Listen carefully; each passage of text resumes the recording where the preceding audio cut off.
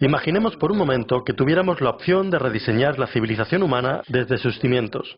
¿Qué tal si, hipotéticamente hablando, descubriéramos una réplica exacta del planeta Tierra y la única diferencia entre este nuevo planeta y nuestro planeta actual fuese que la evolución humana nunca ocurrió? Sería un cuadro en blanco. Ni países, ni ciudades, ni contaminación, ni republicanos. Tan solo un entorno impoluto y abierto. ¿Qué haríamos entonces? Bien, primero necesitamos una meta, ¿cierto? Y podemos estar seguros al decir que esta meta sería sobrevivir. Y no solamente sobrevivir, sino hacerlo de una manera óptima, saludable y próspera. La mayoría de la gente, de hecho, desea vivir y preferiría hacerlo sin tener que sufrir. Por lo tanto, la base de esta civilización debe ser de apoyo y por consiguiente sostenible para la vida humana cuanto sea posible, tomando en cuenta las necesidades materiales de todas las personas del mundo y a la vez intentando eliminar cualquier cosa que pudiera dañarnos a largo plazo. Con esa meta de sostenibilidad máxima entendida, la siguiente pregunta concierne a nuestro método. ¿Qué tipo de enfoque tomamos? Bueno, veamos. La última vez que me fijé, la política era el método de operación social en la Tierra. Entonces, ¿qué nos dicen las doctrinas de los republicanos, liberales, conservadores o socialistas sobre el diseño de la sociedad? Absolutamente nada. Bien, entonces, ¿qué hay de la religión? Seguramente el gran creador tuvo que haber dejado unos planos en algún lugar. No, nada que pueda encontrar. Bueno, veamos, ¿qué nos queda? Parece que algo llamado ciencia. La ciencia es única porque sus métodos exigen que las ideas propuestas no solo sean probadas y repetidas, sino que todo lo que la ciencia propone es también inherentemente falsable. En otras palabras, a diferencia de la religión y la política, la ciencia no tiene ego, y todo lo que sugiere acepta la posibilidad de resultar erróneo finalmente. No se ata a nada y evoluciona constantemente. Bueno, eso suena bastante natural para mí. Entonces, basándonos en el estado actual del conocimiento científico a principios del siglo XXI, junto con nuestra meta de máxima sostenibilidad para la población humana, ¿cómo empezamos el proceso mismo de construcción? Bueno, la primera pregunta que hacer es, ¿qué necesitamos para sobrevivir? La respuesta es, por supuesto, recursos planetarios.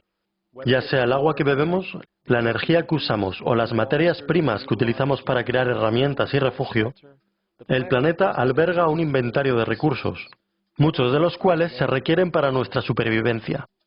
Así que, dada esa realidad, se vuelve crítico averiguar qué tenemos y dónde está. Esto significa que debemos llevar a cabo una investigación. Simplemente localizamos e identificamos cada recurso físico del planeta que podamos, junto con la cantidad disponible en cada ubicación. Desde los depósitos de cobre, a las ubicaciones más potentes para granjas eólicas para producir energía, a los manantiales naturales de agua potable, a la evaluación de la cantidad de peces en el océano, a las mejores tierras arables para cultivar comida, etc. Pero, como los humanos vamos a consumir estos recursos a lo largo del tiempo, entonces nos damos cuenta de que no solo necesitamos localizar e identificar, también necesitamos monitorizar. Necesitamos asegurarnos que no se nos acabe nada de esto. Eso sería malo. Y eso significa no solo monitorizar nuestras tasas de utilización, sino también las tasas de regeneración terrestre. Por ejemplo, cuánto tarda, digamos, un árbol en crecer o un manantial en volverse a llenar. Esto se llama equilibrio dinámico. Es decir, si acabamos con los árboles más rápidamente de lo que tardan en crecer, tenemos un grave problema debido a que no es sostenible. Entonces, ¿cómo se mantiene un inventario particularmente cuando nos damos cuenta de que todo está esparcido por todas partes? Tenemos grandes minas de minerales en lo que llamamos África, concentraciones energéticas en el Medio Oriente, inmenso potencial de energía maremotriz en la costa atlántica de Norteamérica, el suministro de agua fresca más vasto en Brasil, etc. Bueno, una vez más, la vieja y querida ciencia tiene una sugerencia. Se llama teoría de sistemas. La teoría de sistemas reconoce que el tejido del mundo natural, desde la biología humana a la biosfera terrestre, hasta la atracción gravitacional del propio sistema solar, es un solo sistema enorme unido sinérgicamente, completamente interconectado. Al igual que las células humanas se conectan para formar nuestros órganos, y los órganos se conectan para formar nuestros cuerpos, y ya que nuestros cuerpos no pueden vivir sin los recursos terrestres de alimento, aire y agua, estamos intrínsecamente conectados a la Tierra, y así sucesivamente. Como la naturaleza sugiere, reunimos todo este inventario e información de monitorización y creamos un sistema para administrarlos, un sistema global de administración de recursos, de hecho, para contabilizar todos los recursos relevantes en el planeta. Simplemente no hay alternativa lógica si nuestro objetivo como especie a la larga es la supervivencia. Tenemos que administrarlo en conjunto. Habiendo comprendido esto, ahora podemos considerar la producción. ¿Cómo usamos todo esto? ¿Cuál será el proceso de producción? ¿Y qué necesitamos considerar para asegurarnos que sea lo más optimizado posible para maximizar nuestra sostenibilidad? Bueno, lo primero que sale a relucir es el hecho de que necesitamos constantemente intentar conservar. Los recursos del planeta son esencialmente finitos, entonces es importante que seamos estratégicos. La clave es conservación estratégica. Lo segundo que reconocemos es que algunos recursos realmente no son tan buenos como otros en cuanto a rendimiento. En realidad, algunas de estas cosas, cuando son puestas en uso, tienen un efecto terrible en el medio ambiente, lo cual invariablemente afecta a nuestra propia salud. Por ejemplo, el petróleo y los combustibles fósiles. No importa cómo los veas, liberan algunos agentes bastante destructivos en el medio ambiente. Por lo tanto, es crítico que hagamos lo posible por usar tales cosas solo cuando sea realmente necesario, si se da el caso. Afortunadamente, vemos muchas posibilidades solares, eólicas, mareomotrices, unimotrices, geotérmicas y de diferencial térmico para la producción de energía, por lo que podemos idear estrategias objetivas sobre qué usamos y dónde, para evitar las que se podrían llamar retroacciones negativas, o cualquier cosa que resulte de la producción o el uso que dañe el medio ambiente y por lo tanto a nosotros mismos. Llamaremos a esto seguridad estratégica, para asociarlo a nuestra conservación estratégica. Pero las estrategias de producción no se detienen ahí. Vamos a necesitar una estrategia de eficiencia para la propia mecánica de producción. Y lo que encontramos es que hay apenas 3 protocolos específicos a los que debemos adherirnos. 1. Cada bien que producimos debe ser diseñado para durar tanto como sea posible. Naturalmente, cuantas más cosas se estropeen, más recursos necesitaremos para reemplazarlas y más desperdicio será producido. 2. Cuando las cosas se estropeen o dejen de ser útiles por cualquier motivo, es crítico que cosechemos y reciclemos tanto como podamos. De modo que el diseño productivo debe tener esto en consideración directamente en las etapas iniciales. 3. Las tecnologías de evolución rápida, como la electrónica, que son sometidas a las más altas tasas de obsolescencia tecnológica, necesitarían ser diseñadas para prever y acomodar actualizaciones físicas. Lo último que queremos hacer es desechar un sistema informático completo solo porque se ha dañado una sola parte o es obsoleto. Así que simplemente diseñamos los componentes para ser fácilmente actualizados pieza a pieza, estandarizados y universalmente intercambiables, presagiado por la actual tendencia de cambio tecnológico. Y cuando nos damos cuenta de que los mecanismos de la preservación estratégica, la seguridad estratégica y la eficiencia estratégica son puramente consideraciones técnicas desprovistas de cualquier opinión humana o parcialidad, simplemente programamos estas estrategias en un ordenador, el cual puede sopesar y calcular todas las variables relevantes, permitiéndonos llegar siempre al método más favorable para la producción sostenible basado en los conocimientos actuales. Y aunque podría sonar complejo, en realidad es una calculadora glorificada, sin mencionar que dicha toma multivariada de decisiones y dichos sistemas de monitorización ya están siendo utilizados alrededor del mundo para propósitos aislados. Simplemente hay que expandirlo. Ahora bien, no solo tenemos nuestro sistema de administración de recursos, sino que también un sistema de administración de producción, los cuales son fácilmente automatizados por el ordenador para maximizar la eficiencia, la preservación y la seguridad. La realidad informativa es que la mente humana o incluso de un grupo de humanos no puede seguir lo que necesita seguimiento. Debe ser realizado por ordenadores y eso es posible. Y esto nos lleva al siguiente nivel, la distribución. ¿Qué estrategias de sostenibilidad tienen sentido? Bueno, ya que sabemos que la distancia más corta entre 2 puntos es una línea recta y que se requiere energía para propulsar máquinas de transporte, cuanto más corta la distancia de transporte, mayor será la eficiencia. Producir bienes en un continente y enviarlos a otro solo tiene sentido si los bienes en cuestión simplemente no pueden ser producidos en el área deseada. De otra forma, no es más que derrochador.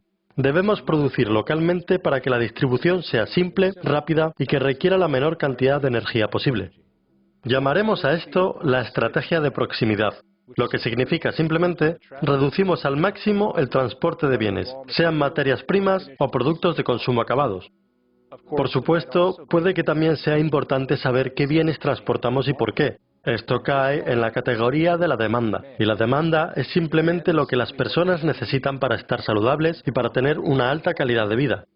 El espectro de las necesidades materiales humanas va desde las necesidades vitales, como comida, agua potable y refugio, hasta bienes sociales y recreativos, que permiten relajación y disfrute personal y social, ambos importantes factores en el conjunto de la salud humana y social. Así que simplemente realizamos otra encuesta. Las personas describen sus necesidades, la demanda se evalúa y la producción se inicia basada en dicha demanda. Y puesto que los niveles de demanda de diferentes bienes fluctuarán naturalmente y cambiarán en diferentes regiones, debemos crear un sistema de monitorización de demanda-distribución para evitar la sobreproducción o la escasez. Por supuesto, esta idea no es nueva. Se utiliza en las principales cadenas de tiendas actualmente para asegurar que su inventario se mantiene al día. Solo que esta vez vamos a monitorizar globalmente. Pero espera un poco. No podemos entender completamente la demanda si no tenemos en cuenta el uso real del bien en sí mismo. ¿Es lógico y sostenible que cada ser humano tenga, digamos, una de cada cosa que se produce, sin importar su uso? No. Eso sería, sencillamente, derrochador e ineficiente. Si una persona tiene necesidad de un bien, pero esa necesidad dura solo, por ejemplo, 45 minutos al día de media, sería mucho más eficiente que ese bien estuviese disponible para ellos y para otros cuando lo necesitasen. Muchos olvidan que no es el bien lo que quieren, sino el propósito que sirve ese bien. Cuando entendemos que el bien en sí mismo solo es tan importante como su utilidad, vemos que la restricción externa, o lo que podríamos llamar hoy propiedad, es extremadamente derrochador y medioambientalmente ilógico en un sentido fundamental y económico. Así que necesitamos concebir una estrategia llamada acceso estratégico. Esta sería la base para nuestro sistema de monitoreo de demanda-distribución, el cual garantiza que podamos satisfacer la demanda de las necesidades de la población para acceder a lo que sea que necesiten cuando lo necesiten. Y en lo que respecta a adquirir los bienes físicamente, los centros de acceso centralizados y regionales tienen mucho sentido, ya que la mayor parte estarían ubicados muy cerca de la población, y una persona simplemente llegaría, tomaría el artículo, lo usaría y cuando haya terminado y no lo necesite, lo devolvería, similar a cómo funciona una biblioteca hoy en día. De hecho, estos centros no solo existirían en la comunidad de la forma en como son las tiendas de hoy, sino que existirían centros especializados de acceso en áreas específicas donde ciertos bienes son utilizados frecuentemente, ahorrando más energía con menos transporte repetido. Y una vez el sistema de monitoreo de demanda esté operativo, estará unido a nuestro sistema de gestión de producción y, por supuesto, a nuestro sistema de gestión de recursos, creando así una máquina de gestión económica global, unificada y de actualización dinámica, que simplemente asegure que nos mantengamos sostenibles, comenzando por proteger la integridad de nuestros limitados recursos, trabajando para garantizar que solo fabriquemos los mejores y más estratégicos artículos posibles, mientras distribuyendo todo del modo más inteligente y eficiente posible. Y el resultado único de este método basado en la preservación, el cual es intuitivamente opuesto a muchos, es que este proceso de preservación y eficiencia lógico, ascendente y empírico, que solo puede determinar la verdadera sostenibilidad humana en el planeta, permitiría seguramente algo que nunca se ha visto en la historia humana: acceso a la abundancia, no solo para un porcentaje de la población mundial, sino para toda la civilización. Este modelo económico, tal y como recién generalizado, este enfoque sistémico responsable hacia un manejo total de los recursos de la Tierra y procesos, diseñado nuevamente nada menos que para cuidar de la humanidad en su totalidad, de la manera más eficiente y sostenible, podría denominarse una economía basada en recursos. La idea fue definida en los 70 por el ingeniero social Jacques Fresco.